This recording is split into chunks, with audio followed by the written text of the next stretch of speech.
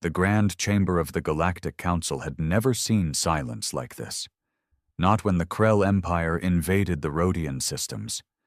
Not even when the Vexian warlords declared total annihilation of Sector 9. But today was different. The silence wasn't from fear. It was anticipation, thick and humming like static in the air. Every eye in the room, be it biological or synthetic, turned toward the entrance. The humans were coming. They were late. Purposefully late. Behind them, war still burned like a wildfire in dry grass. Systems fell, moons cracked. But humanity hadn't come to beg. They hadn't come with treaties or with shame, number. They were coming like thunder. "They're making a statement," muttered Counselor Z of the Yalari swarm, his insectoid mandibles twitching nervously. Typical primitives, no decorum. Beside him, the Thaloon delegate said nothing. Her translucent skin shimmered with unease. Everyone remembered what the humans did to the Drex Armada. That fleet was supposed to be unbeatable, until Earth answered with fire and madness. The ornate doors hissed open. They didn't walk in with a parade or a peace envoy. 3 humans entered. That was all. No banners, no music, just 3 figures in military black, dusted with ash and blood. The tall one in the middle walked like he owned the stars. His face was half covered with a burn scar, and yet it was his eyes that unsettled everyone. Calm, cold, calculated. Like he had already judged every species in the room and found them lacking. Behind him, a woman with steel-gray hair and a limp carried a data tablet and what looked like a folded human flag. The third, a younger man, no older than 25 standard years, was armed. He didn't hide it. He wore a plasma rifle on his back, fully charged. The chamber shifted with discomfort. Weapons weren't allowed. But no one spoke. The lead human stepped onto the central platform, which hovered above the rest of the council like a throne for those who believed they had the right to speak. He looked down at the sea of delegates. "I'm Commander Elias Rourke, Terran Defense Forces," he said. His voice didn't echo. It cut. "I wasn't invited. Humanity never got a seat at this table." He paused. "But we showed up anyway." A murmur spread like disease among the delegates. The Ixari delegate, a being made of glowing crystals, rose in protest. "This is a breach of protocol. You cannot just arrive here armed, unannounced." "Sit down." Rourke's words weren't loud, but something in them made even the air obey. The Ixari delegate lowered itself. Elias continued. "For 3 galactic cycles, we asked for help. Not aid, respect. You ignored us. You said we were newborns, unfit for council matters, violent by nature. Funny how you say that while hiding behind fleets and pointing guns at each other." His voice was calm. Too calm. "We warned you. The Drex were coming. We offered cooperation. You laughed. They hit us first. We didn't cry. We didn't beg. We hit back." The woman beside him unfurled the flag. It was torn, stained with dark patches of red, human blood. "This came from the Battle of Orion's Reach," she said quietly. 17 billion lives, mostly ours. We held the line." No one in the chamber moved. "You call us violent?" Elias said. "You're damn right, but we use violence to protect our own. We don't start wars. We finish them." A low hum began. The data transmission from Earth had arrived, a full holographic recording of the human Drex war. Counselors gasped as they saw orbital bombardments, planetary defense grids collapsing, humans fighting in zero gravity with nothing but grit and makeshift weapons. There were no glorious speeches, no mercy, just a species fighting extinction with everything it had. "And now," Rourke said, his tone shifting like a storm front, "we're not asking to join the council. We're telling you. He looked each delegate in the eye. "We are here, not because you allowed it, but because we survived everything you didn't." Behind him, the young soldier removed his rifle and laid it on the floor with a soft clink. "We bring peace," Elias said, "but understand this. Earth will never kneel again, not to the Drex, not to you." He turned to leave, but paused at the threshold. "The war's not over.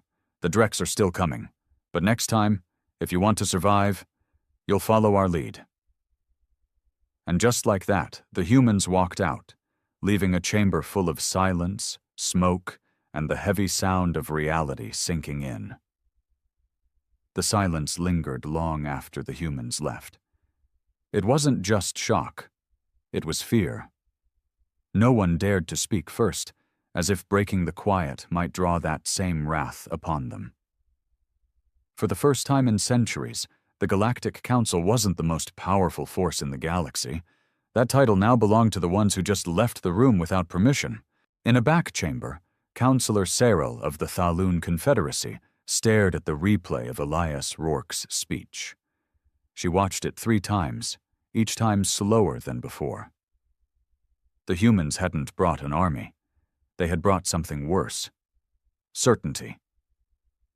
She tapped her comms. "Send word to the homeworld.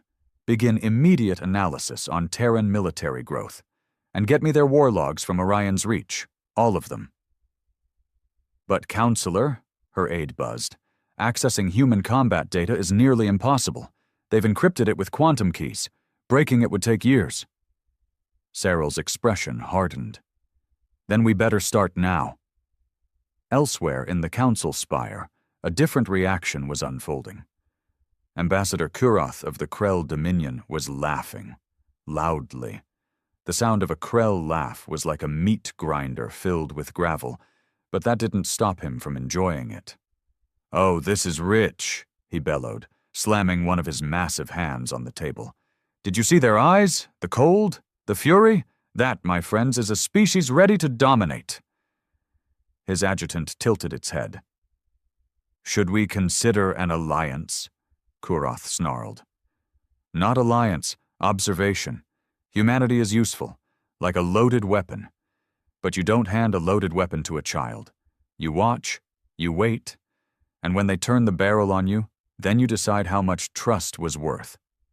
Across the galaxy, word spread fast. Even species that had never attended the council now tuned in. Pirate lords in the Kellan expanse whispered about human tactics. Smugglers discussed the sudden, terrifying efficiency of Terran warships. On mining colonies and distant moons, small children replayed Rourke's speech as a lesson in strength. Back on Earth, the home front was burning. Not literally, but close.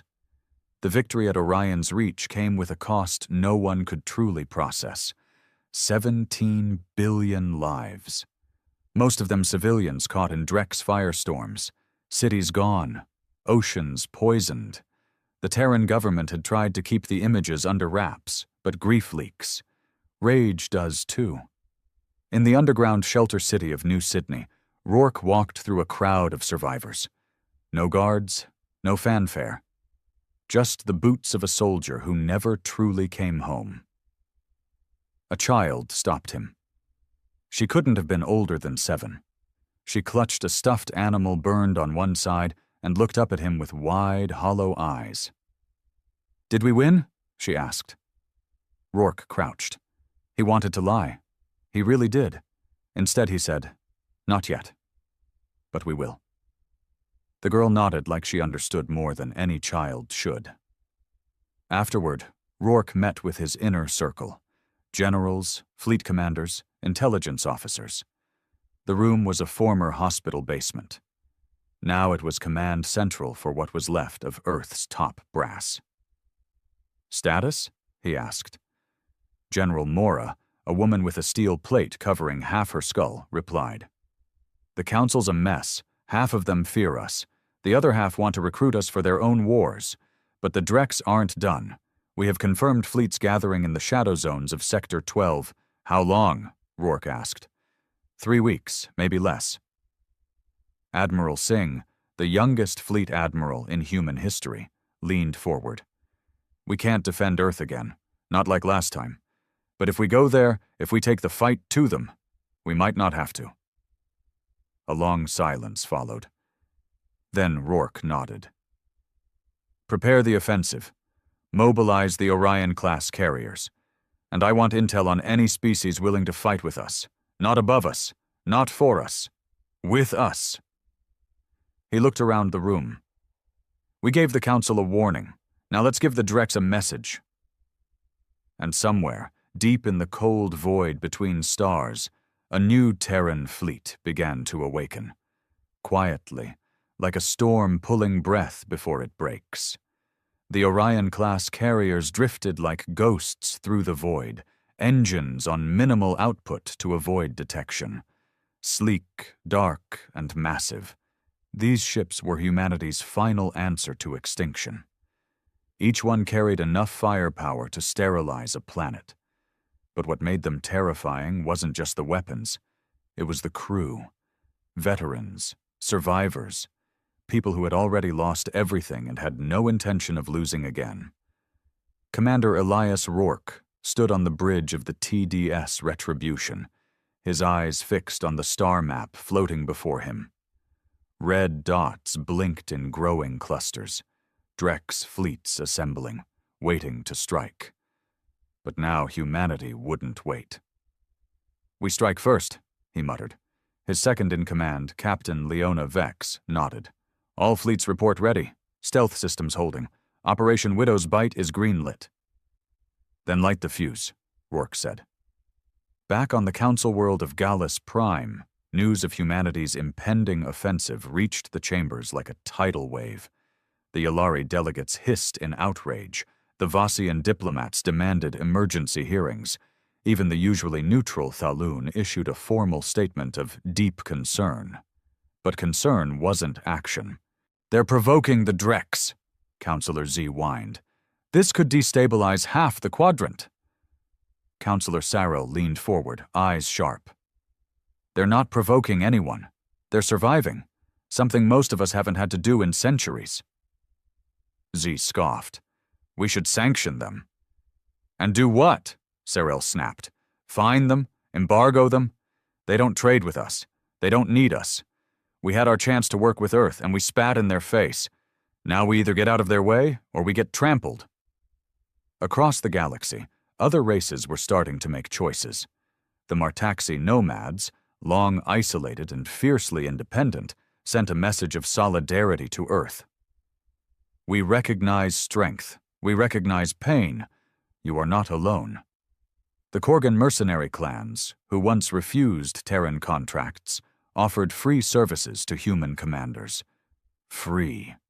That had never happened before. And even within the Drex Empire, something was shifting. In the outer territories, rebel factions, once too weak to defy the Drex war machine, now whispered about the humans.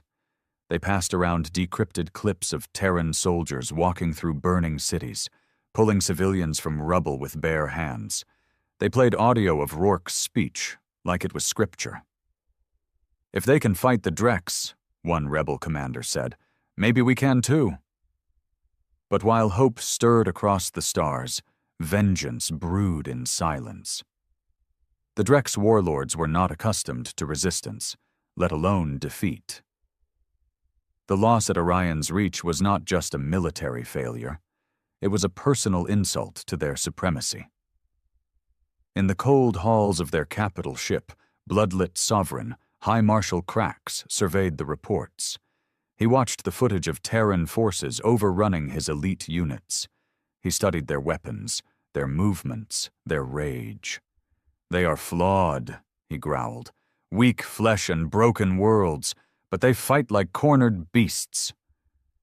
"Permission to retaliate?" asked his strategist, a multi-limbed creature named Vaz. "Retaliate?" Krax's eyes glowed. "Number we exterminate." He tapped the star map. "Target their outer colonies, scorch them, leave nothing breathing, then we go for Earth. And this time, no survivors." The Drex armada began to move, engines roaring like demons set loose. But humanity was ready. Inside the TDS Retribution, Rourke received the intel within minutes. The Drex weren't hiding anymore. They were coming fast, direct, full of pride and fury. "Just as we wanted," he whispered. Captain Vex smirked. "You think they've fallen for it?" "They're Drex," he said. "They can't not fall for it." The Terran fleet scattered, not in retreat, but in strategy.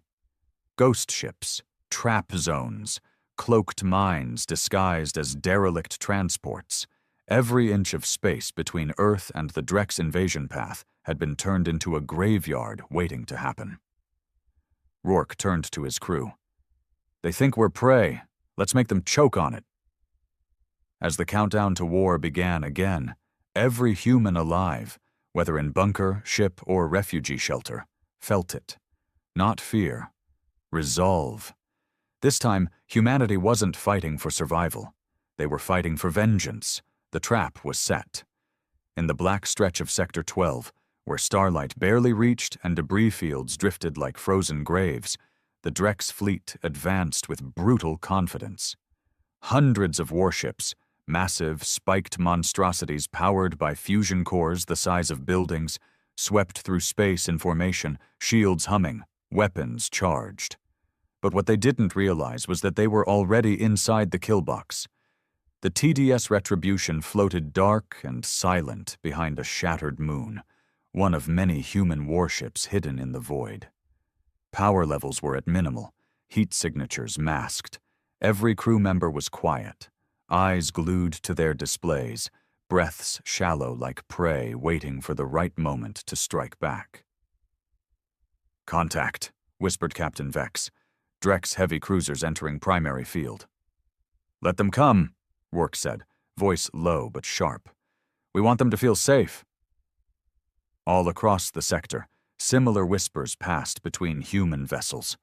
Not one command barked, not one order shouted. This wasn't chaos, it was choreography. The Drex moved closer.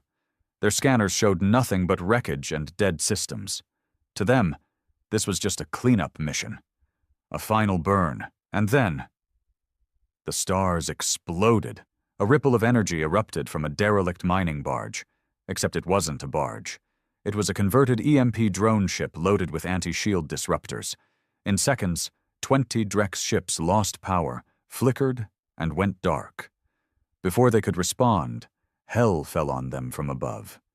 Human destroyers dropped out of stealth and formation like wolves on a wounded herd. Railguns fired tungsten rods at supersonic speeds, punching through hulls like butter. Plasma bursts arced in elegant surgical bursts. No screams. No mercy. From the bridge of the Retribution, Rourke stood still, eyes tracking the chaos as if it were a dance he had memorized. "Strike Teams Alpha through Delta, deploy," he said calmly. "Cripple their engines, leave a few alive." Drop ships launched. Sleek and black, they dove through Drex formations and latched onto enemy hulls like parasites. Inside, human marines, heavily armored, heavily scarred, breached Drex vessels with shaped charges and stormed inside, hand to hand, blade to claw, blood to blood.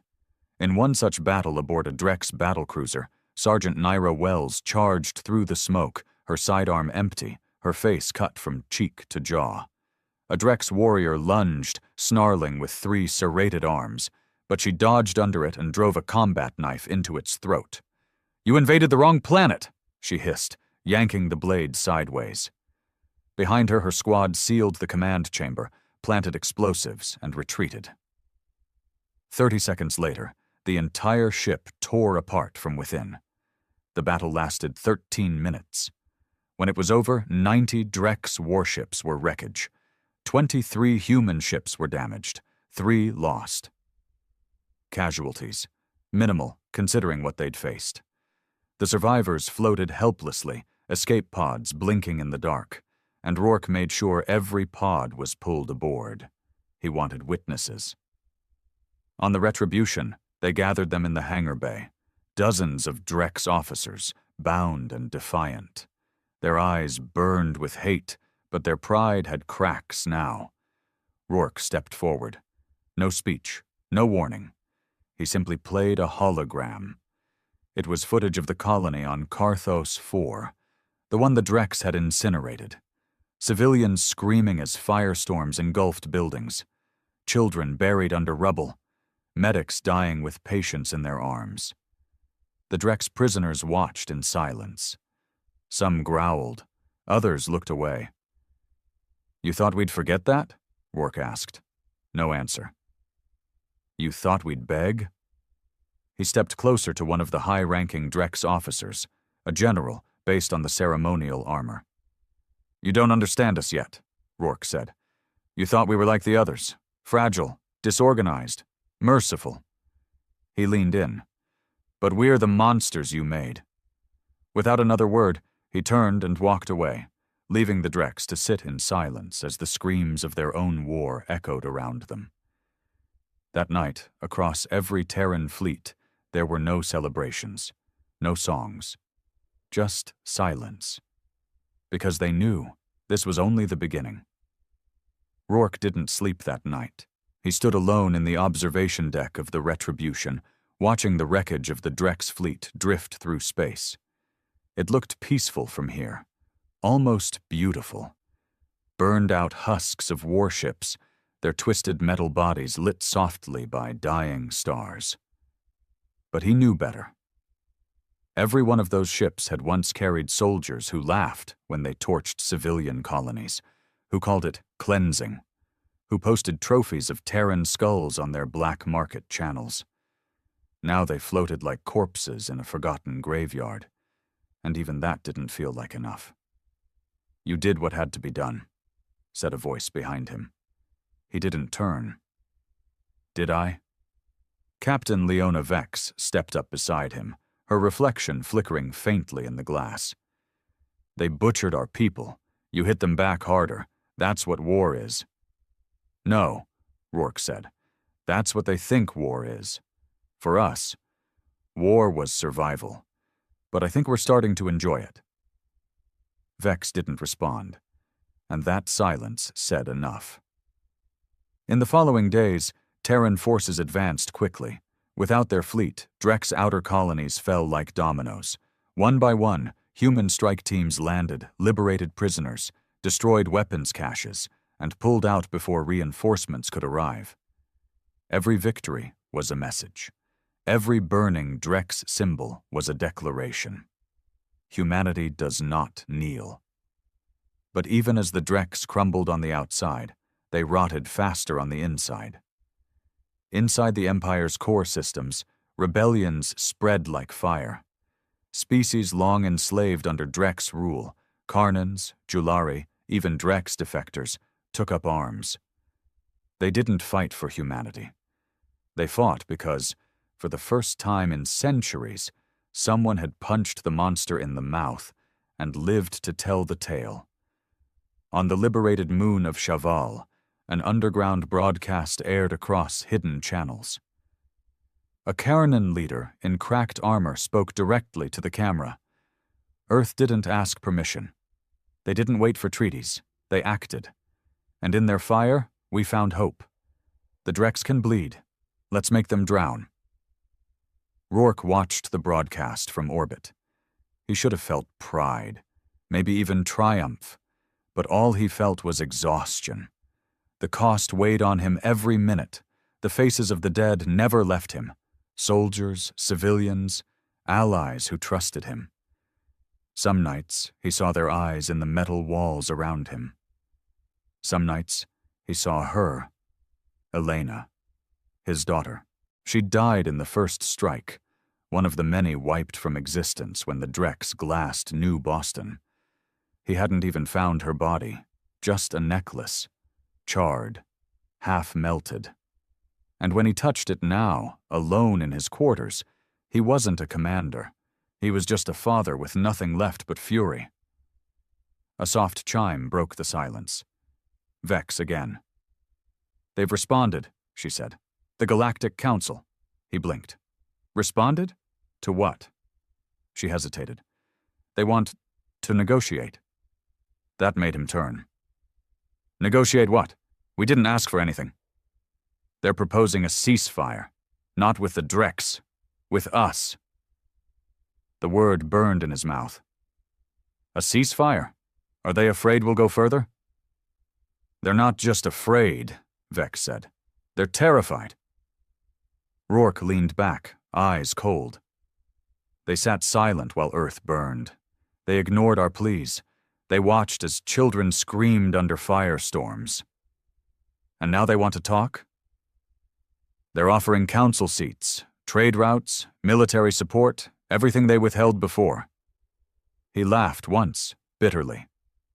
We bleed, and then we're valuable. Isn't that the story of humanity in every damn corner of the universe? What do we tell them? Rourke didn't speak right away. Then, slowly, he said, Tell them, Earth will attend their council again. Vex raised a brow. Under what terms? No terms, Rourke said. We'll go as guests, as equals. He paused, eyes narrowing. But we'll arrive late. Let them wait. Let them sweat. Let them remember that war echoes behind us. He stood, back straight, voice firm. And this time, we're bringing ghosts. The Galactic Council chamber on Gallus Prime had never been this silent. Not during the secession of the Threx Union. Not during the outbreak of the Bio-Wars. Not even during the collapse of the Lurvan Treaty. But today, silence wasn't diplomatic. It was fear. The humans were coming. Every dignitary, ambassador, and high-ranking official knew it. They didn't say it aloud, but it passed between them like an unspoken prayer. Humanity, once dismissed as primitive upstarts from a fringe planet, was arriving as a force no one could ignore anymore. They had burned through the Drex fleets. They had turned a war of survival into a campaign of dominance. And now they were showing up at the heart of galactic politics, not as supplicants, but as a reminder. At the central podium, Council Speaker Thalvon adjusted his ceremonial robes and cleared his throat. Let us maintain order. The Terran delegation is en route. Let us show unity. But unity didn't come easy when the walls themselves trembled with the sound of Terran dreadnoughts descending into orbit. And then the door opened. First came the Marines, heavily armored, weapons holstered but visible, eyes scanning every shadow. No salute, no smiles. They were not here for ceremony. They were here for security. Next came the diplomats, not bureaucrats, not negotiators in soft robes or ceremonial silks. These were former officers, ex-soldiers, survivors, hardened men and women with Terran fleet medals still pinned to their chests. Their presence said everything. We are not here for approval. And then Commander Elias Rourke entered. Black uniform. No medals, no rank insignia, just a scar running down the left side of his face and the cold, unreadable stare of someone who had walked through hell and come back holding the devil's skull. Every eye turned. Even Councillor Cyril, the one who had supported Earth from the beginning, sat frozen as Rourke's boots echoed across the polished floor. He didn't bow. He didn't offer thanks. He simply stepped to the center, looked around, and said, You called us here. Speak. Speaker Thalvon cleared his throat again, this time more shakily. Commander Rourke, it is our understanding that hostilities between your forces and the Drex Empire have reached a volatile escalation. The Council believes it is in everyone's interest to stop us, Rourke interrupted flatly. You want to stop us. Thalvon hesitated. To contain the damage. Rourke's jaw clenched. Damage? You watched our worlds burn and called it a border dispute. You labeled refugee cries as unverified distress signals. You ignored every report we sent, every plea. Now that we've hit back, you call it damage. A Vossian delegate shifted in his seat. You've destabilized the balance of power. There's no balance, Rourke snapped. There's predators and prey, For a long time, humanity was prey, but we're done bleeding." The chamber went cold. Then, slowly, Rourke opened a data slate and transmitted a projection to the center of the room. It was a list. Drex colonies. Every known system. Beside each name, a red icon. The room shifted uncomfortably. "These are Drex strongholds," he said. "Factories, shipyards, breeding camps, sites of war crimes. We're going to dismantle them, all of them," a Julari delegate hissed. "You mean to erase them?" "No," Rourke said. "We mean to end them." Speaker Thalvon raised his hands. "Surely there is a diplomatic path." "Diplomacy died when the Drex incinerated children's hospitals," Rourke growled. "Now we show them what death really looks like." "But—" Rourke stepped forward. Just one step. But the movement made half the chamber tense. "You had your chance," he said. "You chose silence. We chose war. And now you want to leash us." He looked around slowly. "No." He tapped his slate. A second file loaded, this time showing fleet movements, Terran alliances, rebel factions joining the cause, mercenaries signing on, former slaves rising with human-supplied weapons. "The galaxy is changing," Rourke said, "and we're not asking for permission anymore." Then he stepped back. The chamber was frozen. Not one word spoken. And Rourke, without another glance, turned and walked out. Behind him, the human delegation followed, silent, unified, unbreakable. Back on the Retribution, as the Terran fleet began to rise from the planet's orbit, Vex approached him on the bridge. "They didn't say a word after you left." "They will," Rourke said. "Eventually." She nodded. "And if they don't?" He looked out into the stars, voice low and final. "Then we'll teach them the same lesson we taught the Drex." The war changed after Gallus Prime, not because the Council passed new sanctions or declared a ceasefire, not because the Drex sued for peace or asked for terms. Number. What changed was fear, and who held it. For centuries, the Drex Empire had ruled with terror. They conquered planets with firestorms and chemical clouds, razed cities to ash, and enslaved whole species beneath their clawed boots. Fear was their weapon. But now? Now, fear had a new name. Humanity. The campaign shifted into something uglier, bloodier. Terran forces didn't just strike Drex targets, they hunted them. Every known prison camp was raided. Every bio-research lab sterilized, every general, admiral, and governor responsible for the war crimes cataloged by Earth was marked. No court, no trial, just justice. They called it the List. And Rourke made sure it was public. Every name, every face, every date and place of atrocity. The message was clear. There is nowhere in this galaxy you can hide where we won't find you. At first, the Drex resisted. Hard. In system after system, they threw everything they had at the humans.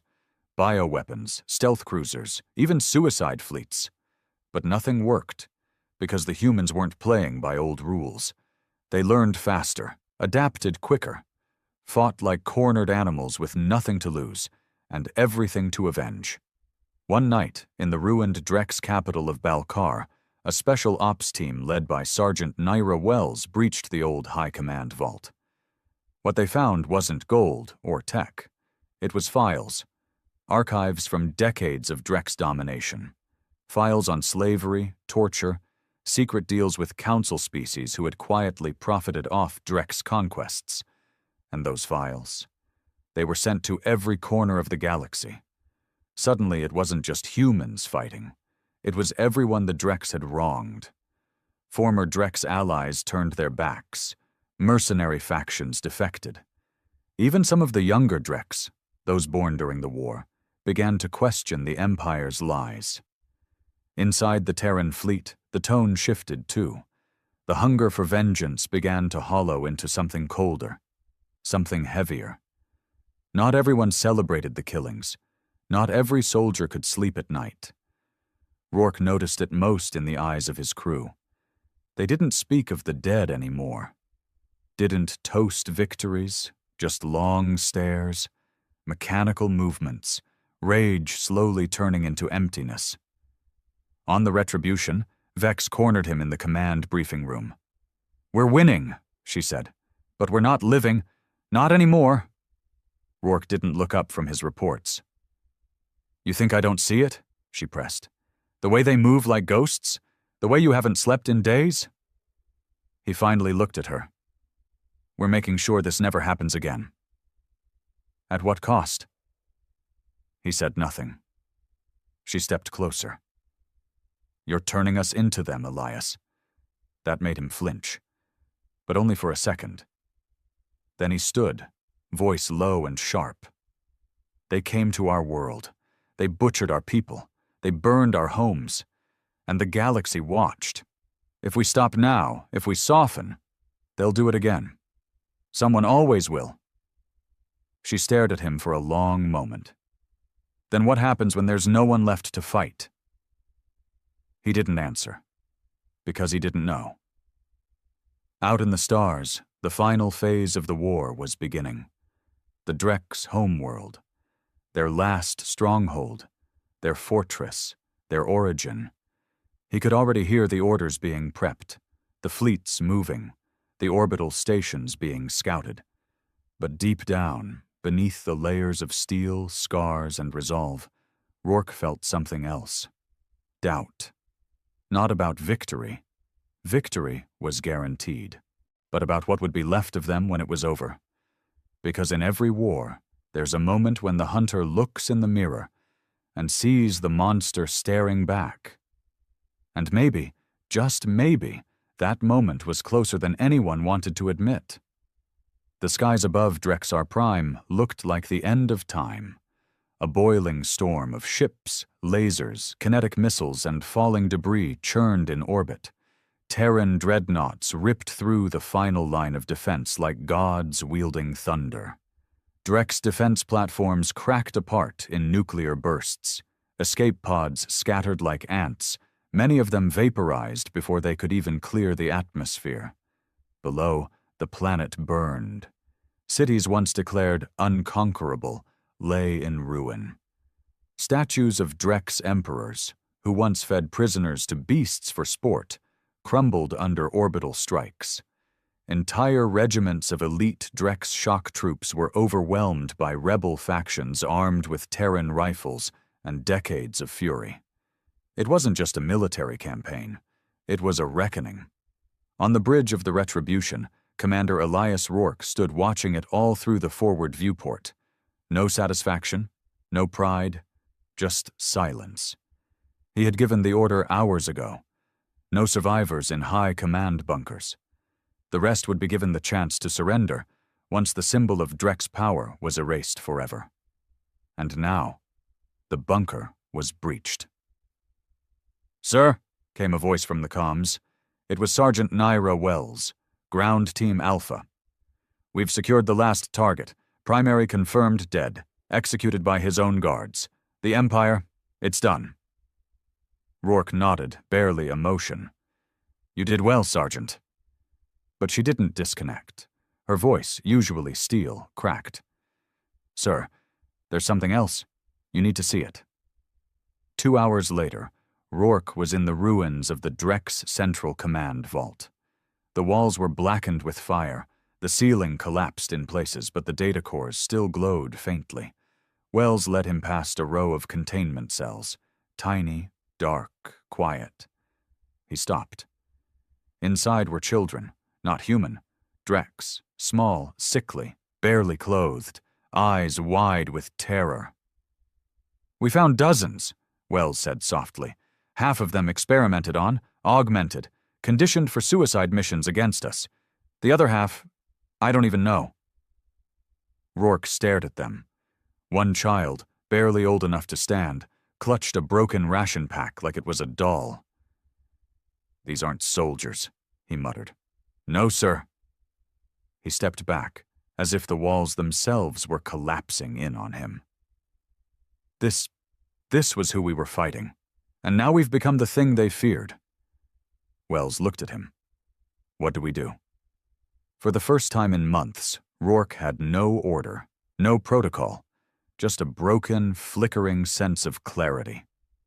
He knelt in front of the nearest child, reached into his jacket and slowly handed over a protein bar. The child flinched, then hesitantly took it. A second later, the others swarmed him, not with fear, but hunger and trust. "They're not our enemies," he whispered. "Not yet." Back on the Retribution, the announcement came through. The Galactic Council had convened. In a unanimous vote, they had declared the Drex Empire disbanded. All of its territories were to be split among liberated species. War crime tribunals would begin immediately, and Earth was granted not just a council seat, it was given a veto, the strongest voice in the room. Rourke stood in the council hall a week later, staring at the sea of representatives. He didn't wear a weapon, no armor, just a simple dark suit, a silver pendant in his palm, Elena's necklace, cleaned and whole. He spoke only once. "We didn't come to rule," he said, his voice steady. "We came to survive. But survival became revenge, and revenge nearly became genocide." He let the silence breathe. "Let history record this as the day we stopped, before we became what we fought, before we lost what made us human." And with that, he walked away. No applause, just silence. Later that night, he stood on a quiet ridge outside the rebuilt colony of New Boston. The stars were clear. The sky, finally, wasn't burning. Captain Vex joined him. "They're rebuilding," she said. "Everywhere. Even Drexar. They're sending doctors, engineers, teachers." Rourke didn't answer. "They're following your example," she added. He looked at her then, tired but peaceful. "No," he said. "They're doing better. That's the point." Far above them, Terran ships began to return home. Their war was over. And humanity? Humanity didn't conquer the stars. They survived them. They changed them. And for the first time since the first Drex ship darkened Earth's sky, they could finally breathe. Even if the echoes of war still whispered in the silence, they would never forget. But they would never be prey again.